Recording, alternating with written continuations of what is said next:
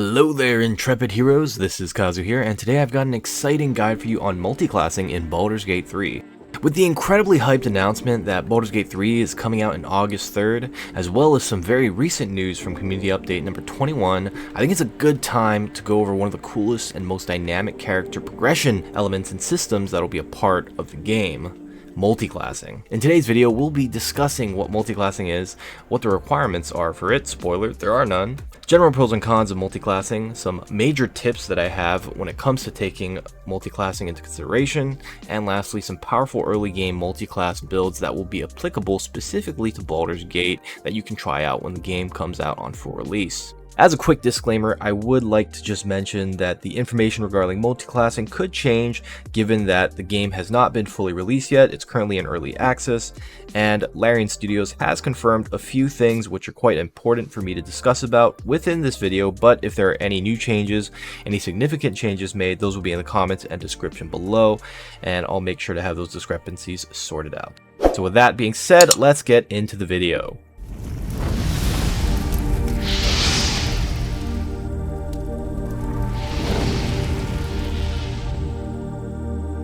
So what exactly is multiclassing? Multiclassing is a term used to refer to a character that takes one or more levels in a different class from their current class.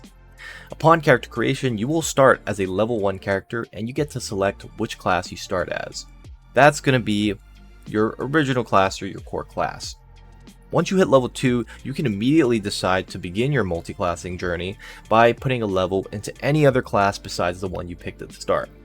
You could be a paladin who wants to perform inspiring speeches as a bard, a fighter who wants to specialize in covert operations as a rogue, or even a warlock who discovered their own magic as a sorcerer. Multiclassing means that you gain access to new features outside of your current class progression, which can be unique to other classes. If you started out as a fighter, you have no way of accessing the wild shaping feature of the druid unless you multiclass as a druid as well. For those of you who find that a single class doesn't fit the aesthetic or the playstyle that you have in mind for a character, that's really where multiclassing is going to shine. It also is incredible for optimizers as there are unique synergies of different class features that can be combined for devastating effect in both combat and out of combat as well. In Baldur's Gate 3, the confirmed level cap is level 12, meaning any levels you use to multiclass will directly limit how high you can progress in the original and any other future classes you choose. You can mix and match classes and the levels you invest into them up to a total of 12, meaning that the more levels you invest into other classes, the less levels and the less features you'll get in the later game for your original class or the current classes that you have already. Now let's go on to the next part. How do you multiclass and what are the requirements for multiclassing? Starting as soon as you hit level 2, when you get your first level up, you can actually immediately start multiclassing by using that level up to put levels into another class other than the one you initially chose on character creation. Now in Dungeons & Dragons 5th edition, which is what Baldur's Gate 3 is based off of in terms of its rule set and mechanics, you needed to reach a certain ability score requirement before multiclassing in and out of certain classes. So the ability score requirement was 13 for a specific stat. Say for example, if you wanted to multiclass a paladin into a druid, you would need 13 strength, 13 charisma, as well as 13 wisdom. But Larian Studios has confirmed in the community update number 21 that ability score requirements are not going to be a thing in Baldur's Gate 3. That means that you can multiclass into any other class from the start as soon as you hit level 2 with no restrictions whatsoever. You can be a fighter that becomes a wizard without having any sort of intelligence. You could be a rogue that multiclasses into a bard without any sort of charisma.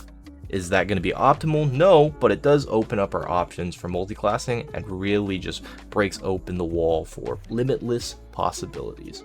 So going over the pros and cons of multiclassing, in Dungeons & Dragons 5th edition, the original game that Baldur's Gate is based off of, multiclassing is a very risky thing to do.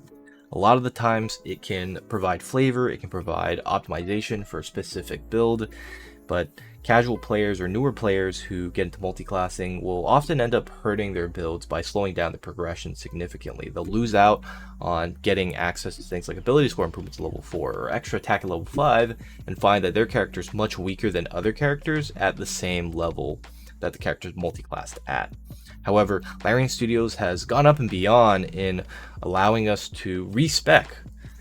They've already confirmed as of update 21, community update 21, that within Act 1 of the game, we can find a certain NPC, pay them a sum of gold. I think it was only 100 gold, which is not too much to get in Baldur's Gate 3. And we'll have the option to respec, which means that you can take out and refund all of those levels into the original class. You can just go back to your original class, or you can change up what kind of multi-classes that you have. This means that the drawback of being stuck with a crappy or slower character progression is no longer there. You can simply respec if you dislike your current progression. Now, the main benefits of multiclassing is to gain access to the unique features of a class. Things like channel divinities from a cleric or paladin, wild shaping from a druid, rage from a barbarian, pact and invocations from a warlock, etc.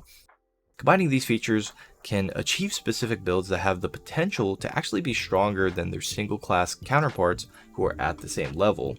As an example, a level 3 ranger who chooses a subclass Gloomstalker is going to have access to the Dread Ambusher feat. This is going to give them an extra attack on their first turn or the first round of combat, and the extra attack, whenever they take the attack action, is going to deal an additional 1d8 damage. You can combine this with the Rogue level 3 subclass Assassin's Assassination feature, which is going to allow you to crit on a surprised enemy automatically, and all attacks come in with advantage, essentially allowing you at level 6 on the first round of combat against a surprise creature to make 3 attacks, all of which come in an advantage. One of them gets bonus 1d8 damage, one of them is going to get the bonus sneak attack damage, and all of them are going to crit for an insane amount of damage, burst damage that would otherwise outbeat any level 6 ranger or any level 6 rogue by itself. So that's just an example. They might actually change the assassination feature for the assassin once Baldur's Gate comes out, but in Dungeons & Dragons 5th edition, this is a very common build that's often used as a multiclass.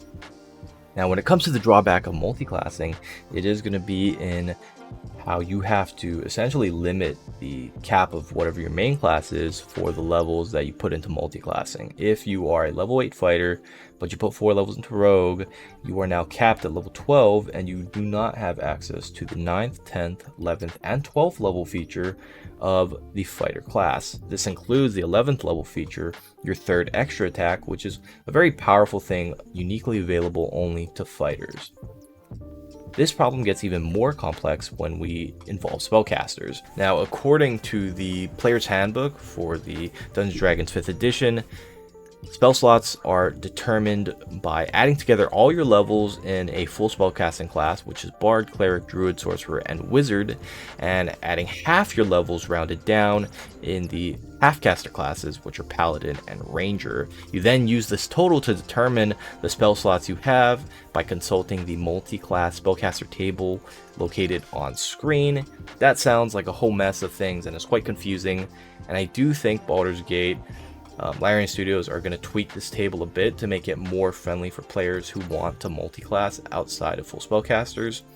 But to give you just kind of a rundown or breakdown of it, if you play a spellcaster, every 2 levels after the first level, you unlock a higher level spell, as well as higher level spell slots to cast that higher level spell.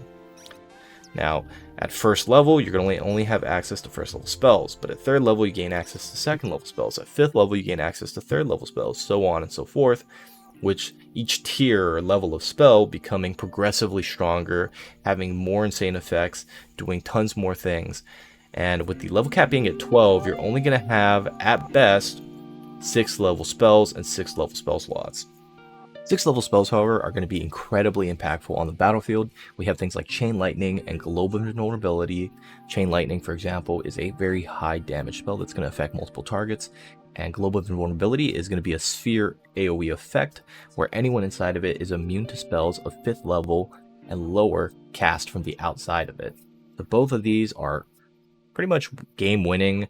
They'll win you entire encounters by themselves, and they're incredibly impactful along with most of the other 6th level spells. So you're definitely going to want to have access to these spells if you play a full spellcaster class. Now, one of the main concerns with multiclassing is that if you multiclass out of a spellcaster, you're going to lose the progression for that.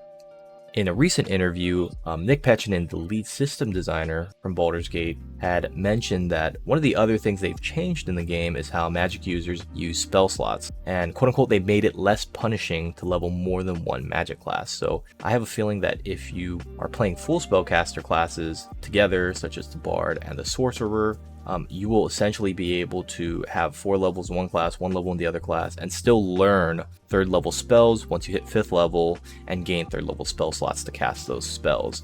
Normally, if, for example, you were a level 4 sorcerer, level 1 bard, you wouldn't have access to the spell Fireball. Only if you were a level 5 sorcerer first would you be able to learn 3rd level spells and be able to cast Fireball. So that was something of pretty big concern, and that was a huge drawback for spellcasters, but it's no longer there. So the main con is that if you play a spellcaster class but multi-class into a non-spellcaster or hybrid spellcaster, such as the paladin, the ranger, or the warlock, then you will lose out on those spell levels. You will lose out on learning higher level spells, which could be potentially very impactful, especially in the late game.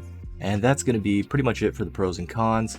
We're going to wrap up this video since it's already past 10 minutes, and I'll be covering the multiclassing tips as well as some really interesting multiclassing builds I think you're going to enjoy in the second part of this guide, so stay tuned for that. I'll probably be releasing that very shortly after this video comes out. And thank you so much for watching if you guys have made it all the way to the end of the video.